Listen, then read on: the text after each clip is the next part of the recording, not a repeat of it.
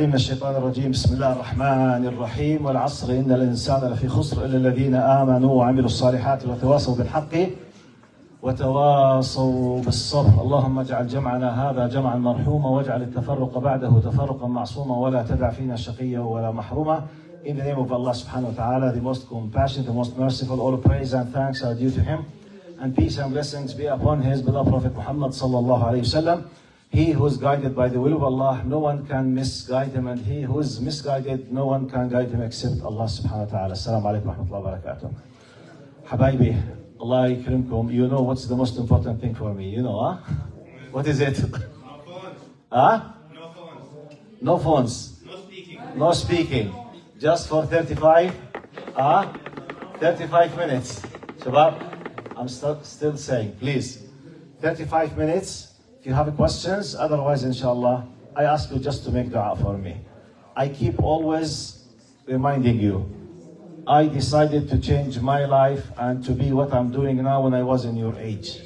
So don't underestimate yourself. Sometimes your decision that you will be taking now, while you are in the age of 14, 15, or 16 sometimes, could influence your life up to the end of your life. So please try to make benefit as much as you can from what we are trying, inshallah, to convey to you.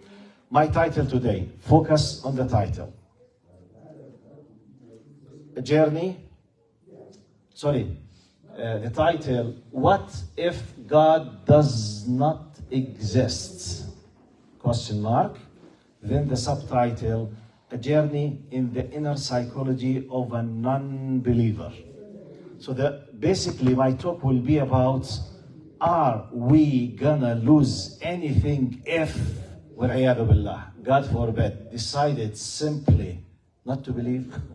This is what I'm trying just to convey to you. If you need it, inshallah you will benefit. I will keep repeating. Brothers, please, I can't tolerate anything. Don't chat and speak with each other, please. If there is an urgent need, wallahi, with all respect, just leave, go, finish, come. Same thing applies to sisters. If there's an urgent need to discuss anything, just leave. Don't speak when I'm speaking. Am I asking something, a miracle from you? Please.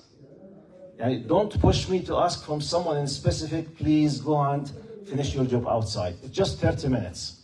I'm here to help, to convey a message. The only thing we need from you just to respect the one who's speaking. Jazakumullah khair, please. So, what if God does not exist? We, or most of us, the majority of us, we were born Muslims. So we do not, or we might not be able to appreciate the gift that we are holding, which is the Iman, the faith. Mobiles, please.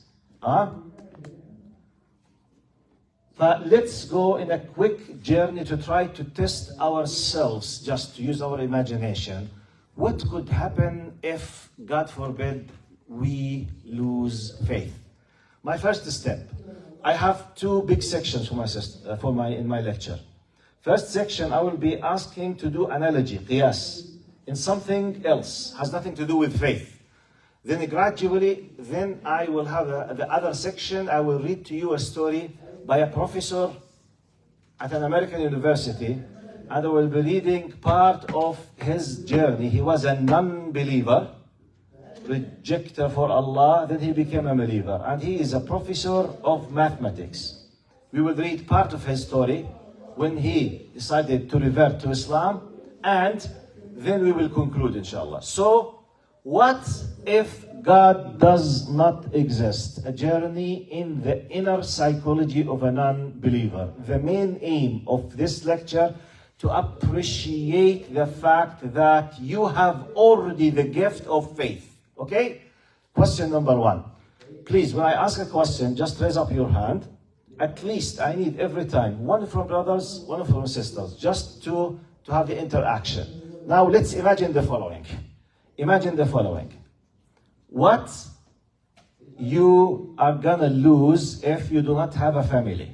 Please close your eyes seriously for 30 seconds, ask yourself the following question. Imagine very quickly if a family does not exist in your life, which includes no baba, no mama, no paternal, no maternal aunt, no brothers, no sisters. What are seriously, practically the things that you will lose and you will suffer? Seriously. Okay? Imagine, close your eyes to us. Literally close your eyes. No, don't raise up. Just close your eyes now. Imagine, please. I want you to go into this journey. Imagine in Baba and Mama, they don't exist in your life. Imagine in your brothers and sisters at home, they do not exist in your life. Literally, they don't. You don't have them. You don't know them. They did not exist aslan. You don't enjoy with them. You don't have mutual ties. You don't know your father. You were in an orphanage. You know nothing. No family, no paternal, no maternal, aunts, aunties, nothing. What are the things that you are losing? Imagine. طيب, 30 seconds. Number one, when you speak, speak loudly because I'm broadcasting. Okay, تفضل حبيبي. Yes, give me the first answer loudly. Your religion. Your religion, how? When you're born, you're guided by your parents to your religion. جميع. One of the possibilities of that, what you are going to, jazakallah khair, your religion, because mainly, the one who gives you and teaches you and raises you in the religion is your parents. If you were thrown in the street or you were once in the orphanage, most likely, not 100%, maybe you will know nothing. What else? I'm focused on the human level, okay? Social level, basic needs.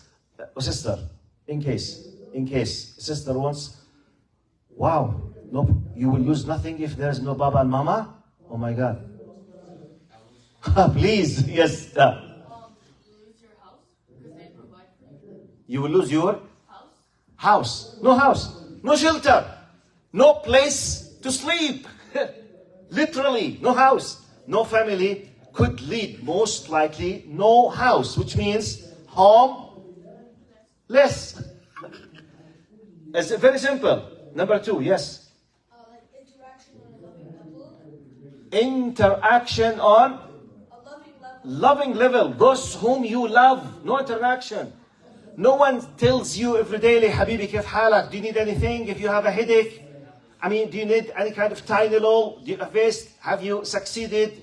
MashaAllah, Mubarak for your imtihan. What happened to you? Is there anyone who's bullying you? No, nothing. Alone. Literally alone. طيب. What else, brother? Yeah. Depression. Yes. Because no supporting system around you. On top of the supporting system, the brothers and sisters, and Baba and Mama, number one. Then comes the brother and sister. Then comes the extended family. Cousins will, later on they come. But try to imagine. What else? What could you be losing? Yes. No one to guide you. No one to guide you, yes. With the general guidance. How to eat, how to be polite, how to speak with the people, how to behave, what to say, what not to say, what is aib, what is not aib, what is haram, what is khata, what is wrong. No one will guide you. So you'll be anything. You could be anything.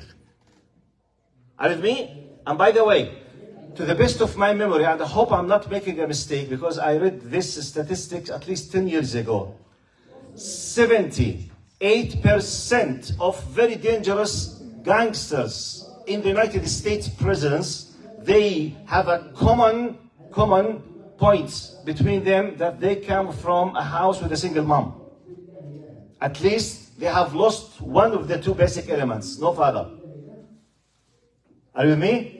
Losing. But my point is not parenting now. My point is not the family. I want just you to try gradually to activate your imagination when basic thing, for granted you already have it. When you lose it, what could you be losing when it is lost? The example now, the family. طيب. Another example, focus. تفضل كمان. Yes. Loneliness, yes, that's right, yes. I will be facing loneliness because no one's taking care of me, no one's speaking with me. What else? Yes, Ahmad. Yes, that's true. Most of the homeless people, they have no education because no one cares. Because education means stability, system, food, shelter. Because when you want education, you need hours to study. You need to sit. Someone will be paying. No one who's thrown in the street. Which means, double end result now. That's a gradual step in my lecture. Once we lose this important element, i.e. family, we are losing a lot. True or false? Right. Another question, please focus now. Use your reasoning power, your intellectual power, and your imagination. What if we are gonna lose police system and law? If in the society there is no law and no police to enforce any law, which means no one has any possible fear of a policing power, and even if they do exist, no law support them. What we as a society and individuals, we are gonna lose. Please think, I want to imagine, just close your eyes, Malish. Close your eyes. Imagine seriously, imagine no police, no security system, no CCTV cameras, no law, no courts, nothing at all. What we are gonna lose in the society? Individual, family level. Just 30 seconds. I want you to think. Because still my point has not come yet. I'm just pushing you to think. Right, number one, sister, there. Last one, yeah. Speak loudly. Safety, yes. We will lose safety, and when safety is lost, salamtak, habibi. You know salamtak? You are lost. You can't sleep. You can't have the peace of mind when sitting at home or walking on the street. طيب. What else? Yes. Any sense of like wrong, good or bad? Any sense of Good or bad? good or bad? Why? Explain to me. If If there's no law to tell you this is bad, don't do this. MashaAllah, yes. If there is no law to tell you this is wrong, don't do it, this is bad, this is prohibited, this is restricted, this is allowed, this is not allowed, who will take the decision of doing and not doing the things? Who? Yes? Who? Yes? You yourself. Which means everyone will be the God of himself. This will end up to what? Try to imagine. Imagine no law to tell right, wrong. What will happen to society? Yes? Yes.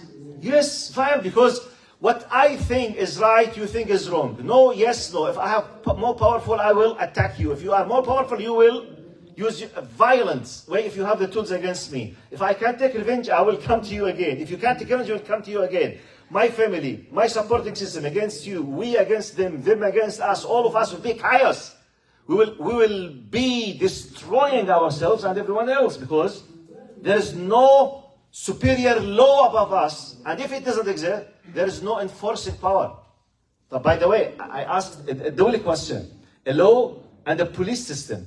Because if you have a law, but you don't have the power to enforce the law, as if the law does not exist. Yani, look now. If you know, for example, doing something is haram or illegal and it will take you to the prison, and we have 10 CCTV cameras now here, what is the possibility that you will do this wrong thing? 10 CCTV camera, for example, touching this water bottle is prohibited by law. It's just a theoretical example. This bottle is here. By law, you are not allowed to touch it. 10 CCTV cameras, and you know that these cameras are connected with the police station, and you have a very powerful enforcement for the law in Canada. And you are watched with the CCTV cameras now, and you are here now, and an idea came to yourself to touch the bottle. What is the possibility that you will touch it? Maybe 0, maybe 1%, maybe, unless if you are crazy. God forbid. Wallah, yes. You know, the police is there, the camera is watching, the power of enforcement is there, you will go to the jail. Why should I bother myself? Why to do it? Yes. Okay, the punishment is severe. So, طيب. Next point. Please, because I need you yourself to come with the conclusion what I'm doing. Now, imagine the following. If the CCTV cameras are there, but you know that no one will enforce the law simply because your father is a very, very close friend to the police officer as a head of the police department, and you are a very rich man, and you have already paid a bribe for the police officers, and whatever you do, no one will move to enforce the law against you. The law is there. The cameras are there, but you are sure that no one will enforce the law because you have the power to stop enforcing the law. What is the possibility that if you decide to touch the water bottle, you will touch it? Maybe 99%. But what is the element that we lost now? We have a law, but we lost what? Enforcement of the law. No power. No power to be enforced, so I don't care. Right. Let's go to the next one. Now, let's imagine the following, God forbid. And after that, I will read to you a story. And I want you to focus. حبايبي شباب. أبو أحمد. أحمد.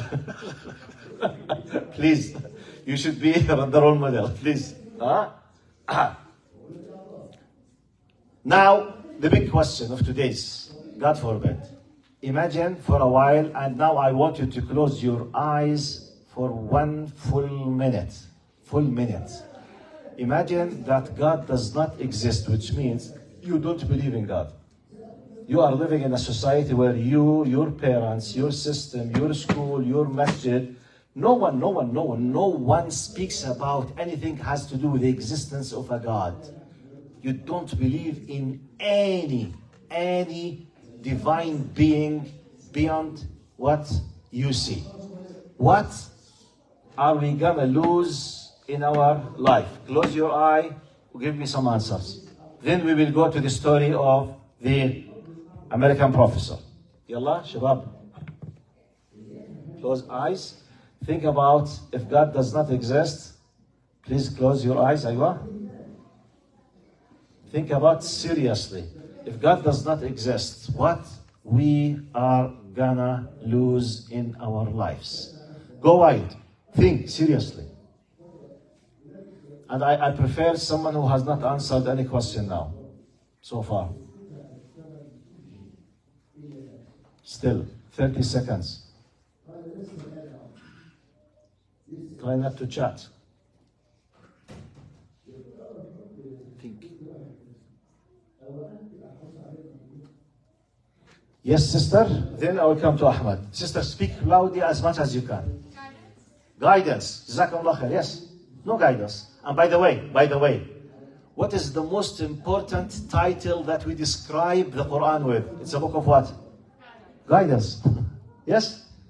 The revelation of Allah to humanity, which is the Quran, one of the most well-known title for it is guidance. We need guidance. If God does not exist, now, no guidance. Anyone will do anything at any time. No one can say to anyone, this is right or this is wrong. In the human level, in the history. Completely. No criterion. No marji'iyya. No standard at all. Khalas. Sorry, I will come to Brother Ahmad, then to you. Okay? Ahmad, loudly. Your spiritual state of peace. MashaAllah. Spiritual state of peace. No inner peace. Keep this in your mind because I need it now in a few minutes, inshallah. No peace. Why do you think I will lose the peace inside of my heart and the tranquility, the salam, the tuma'nina, the aman? Why it will be lost from my heart if God does not exist? Why? Can you explain it just in a few words? Because if you don't have a guidance, it's like a way of your life. Shabab, please listen to Ahmad, please. Shabab, basically this session is not for me. It's for you, not for me. You need it. Believe me, you need it.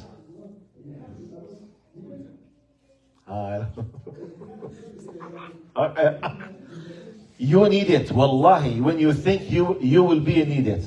Repeat Ahmad again. Because if you don't have a guidance or like a higher way in life, it's like you'll lose like your peace because like you don't have like something to work for, like a goal in your life. Yes. no goal, no hope, no end result. Because simply you will be asking yourself, why am I doing all what I'm doing? For what? What is the purpose of my life? If I came out of nothing by the law of coincidence, and I'm going to nothing, and I am myself nothing, why should I be doing anything? Be careful. It could be a philosophical language what we are saying now, but wallahi, and I'm assuming inshallah, the average of your age is I think 16 more or less, 15, 16. You can really understand what we are talking about, and you will need it. Type, sister here, which one? Yes, please speak loudly. Knowledge of the afterlife? Yes, knowledge of the afterlife, because when we die, okay, I mean, our existence basically is not just this materialistic, physical, because you know, as believers, we know that our spirits are created long time ago. Then we exist in this worldly life when we are born, or when the spirits are injected in the wombs of our mothers. And it ends by what we call death. Death is an exit to the another life now, which is, for us, we call it alam al-barzakh, which is the pleasure of the grave, na'im al-qabr, and the punishment of the grave, which is adab al-qabr. Then we believe in fourth stage, which is, what is it? What is the final stage in our existence? What do you call it in Islam? The hereafter, the akhirah, which starts with ba'ath wa nushur, resurrection, congregation, accountability, 50,000 day, the day of accountability, yawm al-hisab, the judgment day. The akhirah starts with the judgment day, 50,000 years. Then we have eternal life. So when God does not exist, all of this part of the equation will disappear. We'll be in a chaos. I mean, when we are here, doing what? You will find no explanation for many things. By the way, no explanation. No explanation. Just stop. Because sometimes you will see, for example, you can't, if you don't believe in Allah and in the hereafter, many things have no explanations. Such as, type, I'm witnessing, for example, a dictator, a zalim, who's attacking an oppressed. This zalim passes away, nothing happened to him, while the oppressed lost everything and he was not able to take his rights. Type, why this happens? No explanation. Who's in charge? No answer. Who will put held accountable for when what? No answer. So my mind will be what?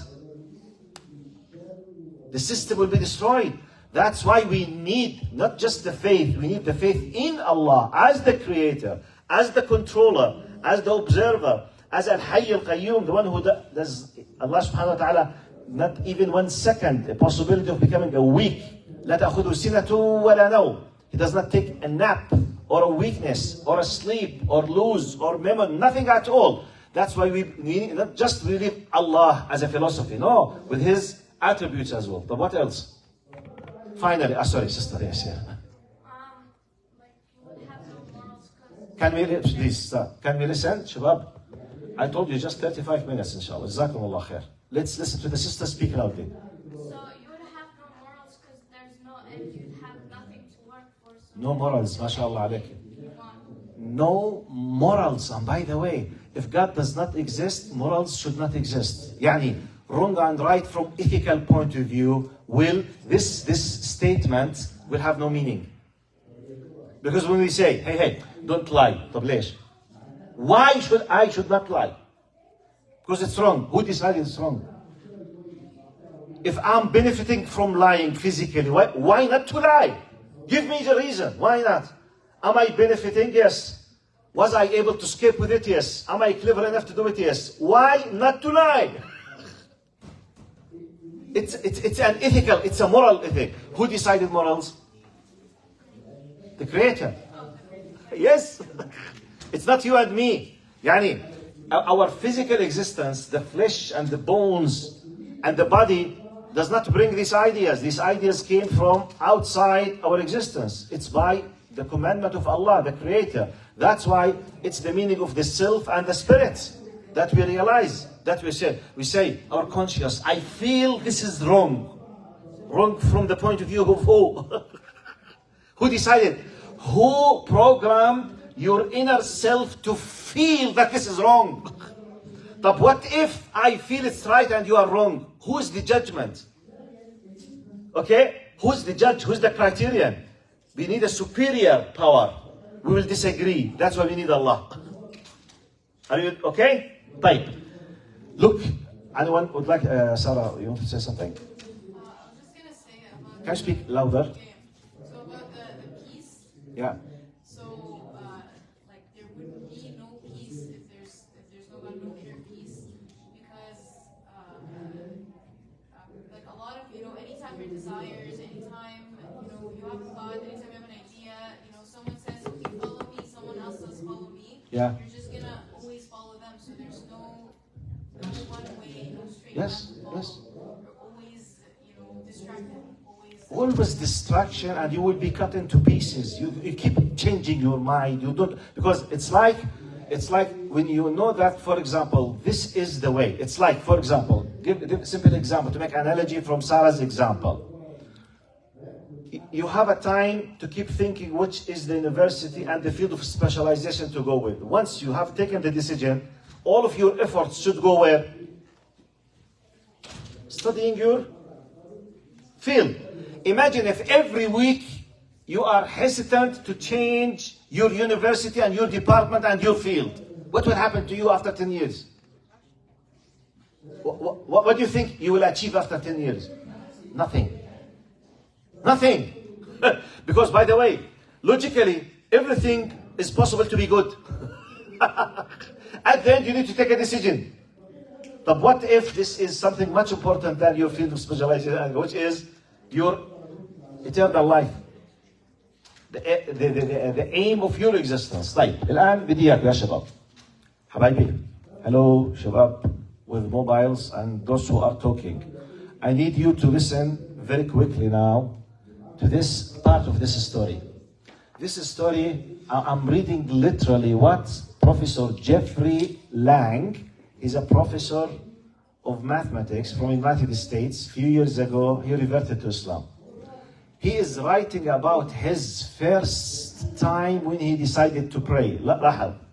He's a white American, a non-believer, non-Muslim, and a professor of mathematics. Okay? So he decided to become what? A Muslim. He's describing now his first moment when he decided to pray, the first prayer. I need from his words the last paragraph, but you need to understand the context. So just focus for a few minutes, inshallah, and I hope you will benefit a lot. He says, on the day I converted to Islam, the Imam of the mosque gave, Shabab,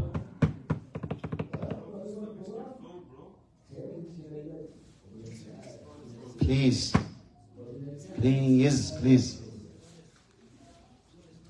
On the day I converted to Islam, the Imam of the mosque gave me a booklet explaining how to perform prayer. However, I was surprised by what I saw of the anxiety of the Muslim students. They urged me with phrases such as, take your time, don't put too much pressure on yourself, it's better to take your time and slowly, little by little. I wondered, he said, because the students, they were afraid that they don't want him to push himself. Just today he became a Muslim, immediately go to prayer. Maybe it will be a little bit tough to him. This is explaining. He said, I wondered to myself, is prayer so difficult? But I ignored the students' advice, so I decided to immediately start performing the 5 daily prayers at their appointed times. That night, I spent a long time sitting on the couch in my small, dimly lit room, studying and repeating the movement of the prayer, as well as the Quranic verses that I would recite, and the supplications that should be recited during prayer, since most of what I was going to recite was in Arabic. I had to memorize the text with the Arabic pronunciation and their meanings in English. He continued, I studied the booklet for several hours before I found myself confident enough to try the first prayer. It was almost midnight. Look to his psychology, what was happening to him. He's a professor. He's not a young man, which means he's by the way, a professor in mathematics. You can imagine what kind of logical system his software is. A professor in mathematics. He says, I entered the bathroom and placed the booklet on the side of the sink, open to the page explaining ablution and wudu.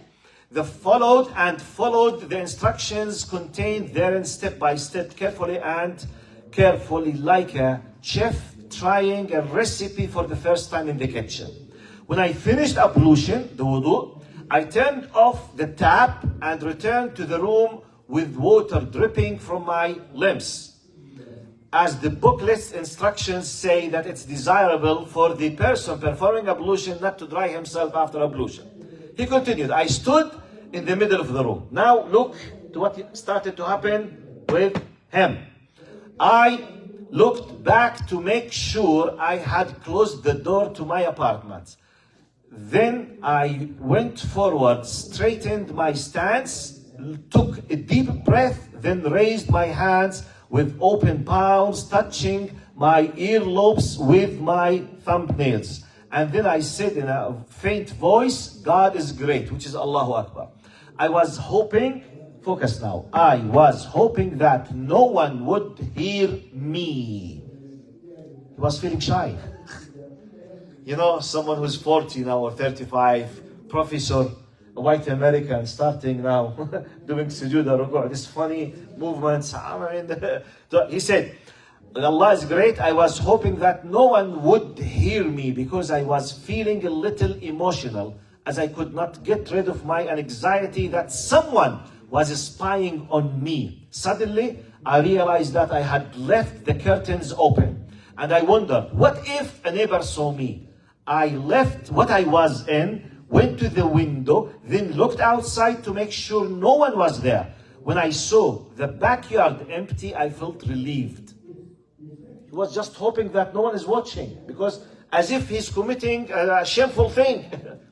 Look, his first prayer that we do it normally. First prayer, he was doing all of his efforts not to let anyone witness him doing these strange things when someone does not have the faith.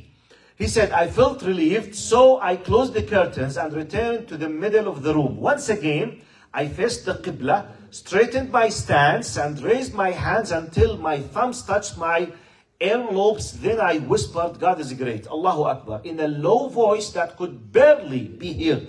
I read the opening of the book slowly and stammering, then followed it with a short surah in Arabic. Although I thought that any Arab would not have understood anything if he had heard my recitation that night. Then after that, I uttered the takbir, which is Allahu Akbar again in low voice. And I bent down and kneeled until my back was, close to my legs. Now, placing my palms on my knees, I felt embarrassed, as I had never bowed down to anyone in my life. No bowing to anyone in his life. The first time he will do ruku' and sujood for Allah. He continued. Please, if you want to discuss something, please do it outside and come. Arjukum. Can you just... Yes. And keep your eye on me. Okay? Just a few minutes we will leave. Jazakallah khair. I was therefore pleased because I was alone in the room. While I was still kneeling, I repeated the phrase, glory be to my Lord the Great. Subhana Rabbiyal Azim. Several times. Then I stood up and read, God hears those who praise him. Sami Allahu liman hamida. Then our Lord, praise be to you. Rabbana walakal hamd. I felt my heart beating hard, and my excitement increased as I said submissively once again that it was time to prostrate. Here started the most difficult moment in his life. He wants to do the sujood now. He said, I froze in place as I stared at the spot in front of me where I had to fall on all my fours and put my face on the ground. I couldn't do it. I couldn't do it. I couldn't bring myself to the ground. I could not humiliate myself by putting my nose to the ground like a slave who grovels before his master. I imagined that my legs were tied and unable to bend. I felt so much shame and disgrace. I imagined the laughter of my friends and acquaintances as they watched me make a fool of myself in front of them. And I imagined how much I would attract pity and ridicule among them, and I could almost hear them saying, "Poor Jeffrey." His name is Jeffrey Lang. "Poor Jeffrey, the Arabs hurt him in San Francisco." Didn't that? I started praying, please help me with this, asking Allah. I took a deep breath and forced myself down. Now I was on all fours. He means by, all of his limbs of his body. I was all fours. Then I hesitated for a few moments, and then I pressed my face to the carpet. I emptied my mind of all thoughts and uttered the phrase, "Glory be to my Lord, Subhana Rabbi al-A'la, the Most High," 3 times. God is great, Allahu Akbar. I said and rose from prostration, sitting on my heels, keeping my mind blank, refusing to allow anything to distract my attention. God is great. And I put my face on the ground again. While my nose was touching the ground, I started repeating the phrase, "Glory be to my Lord the Most High, Subhana Rabbi al-A'la," automatically. And I was determined to end this matter, no matter what the cost. God is great. And I stood up as I said to myself, there are still 3 rounds. What does he mean by 3 rounds? 3 rak'ats. The first challenge, the first rak'ah.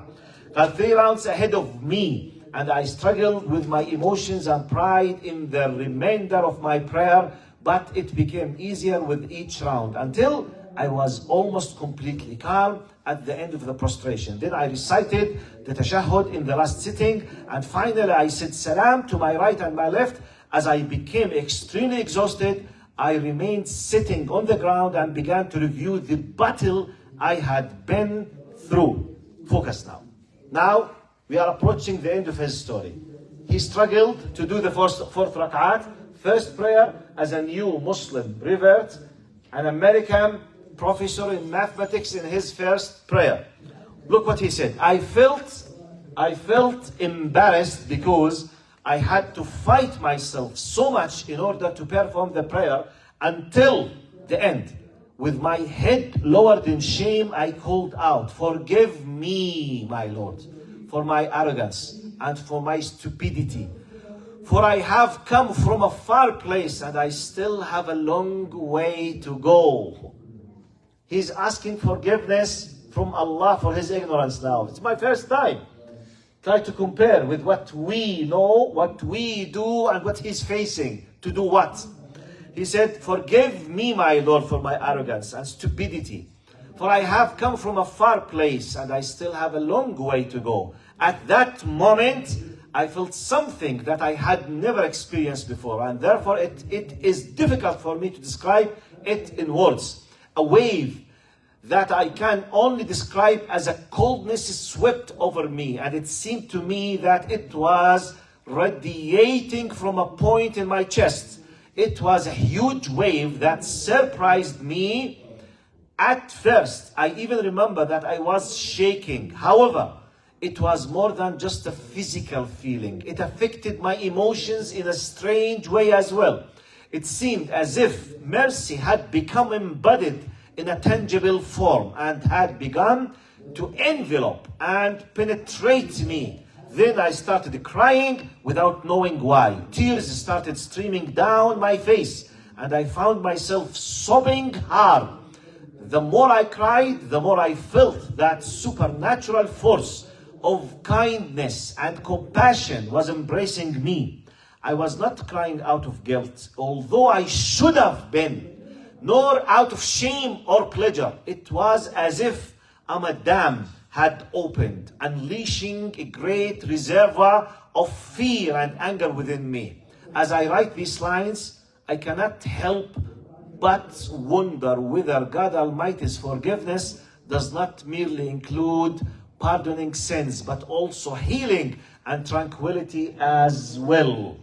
For some time I sat on my knees, bent to the ground, sobbing with my head in my hands. When I finally stopped crying, I was extremely exhausted.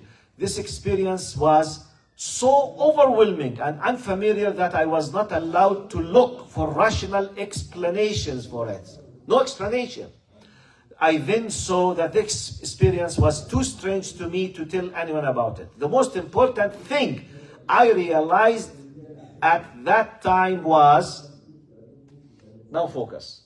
I made the whole lecture for this. The whole lecture is for this paragraph that I will finish now.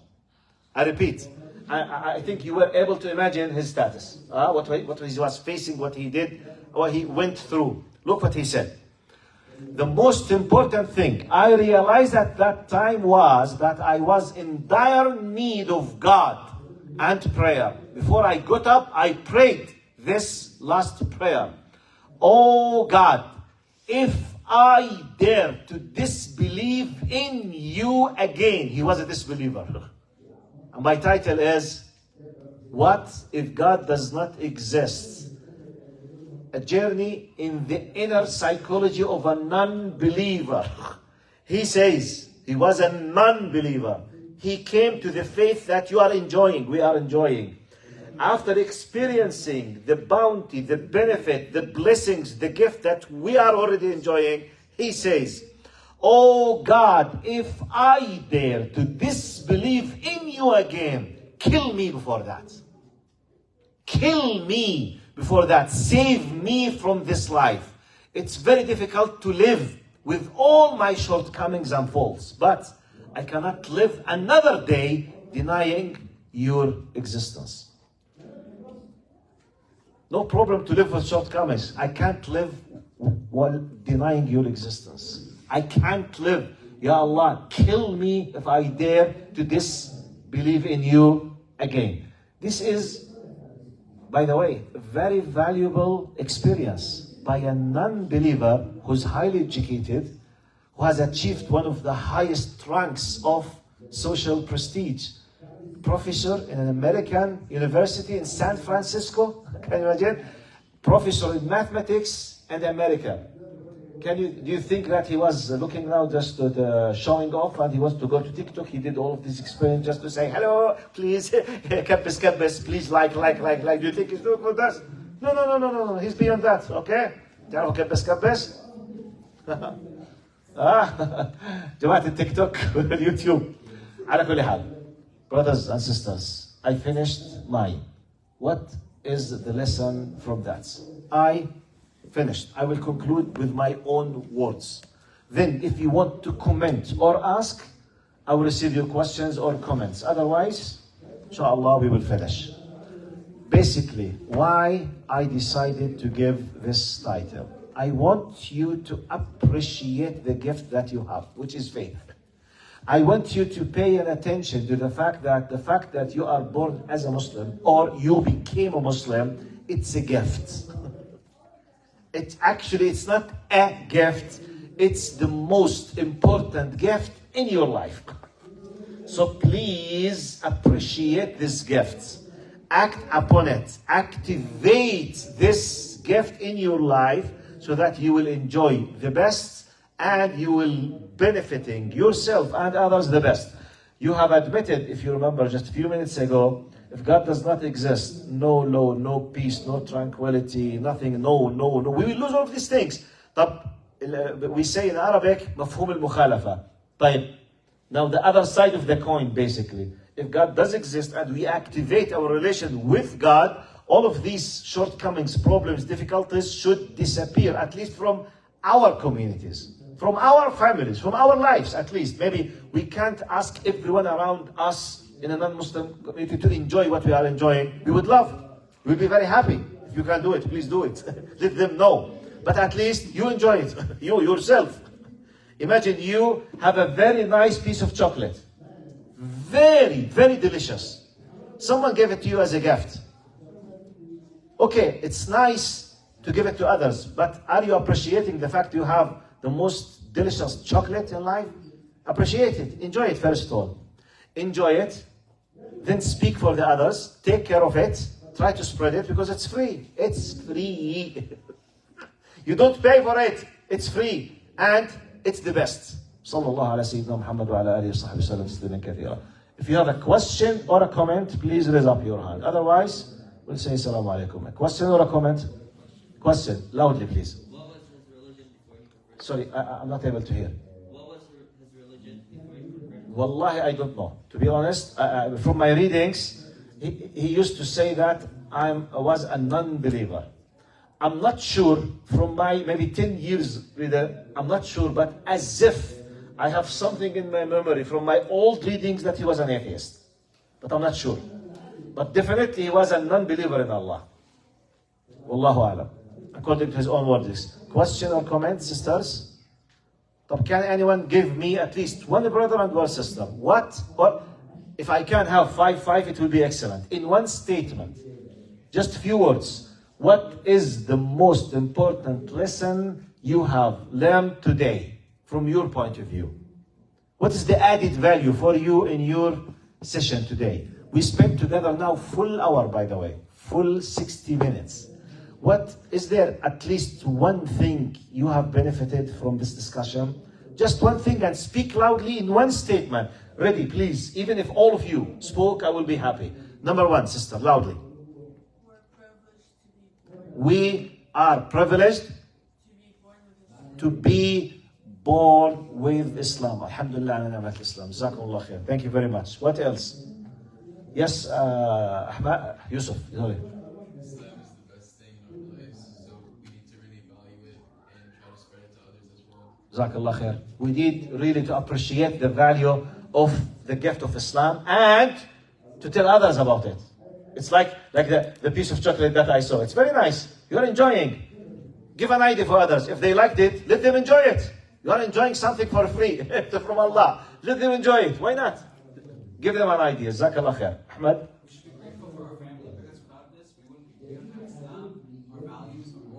We should be grateful for our families because they are the main reasons this kind of surrounding system, by the ni'mah and blessing of Allah, you are here.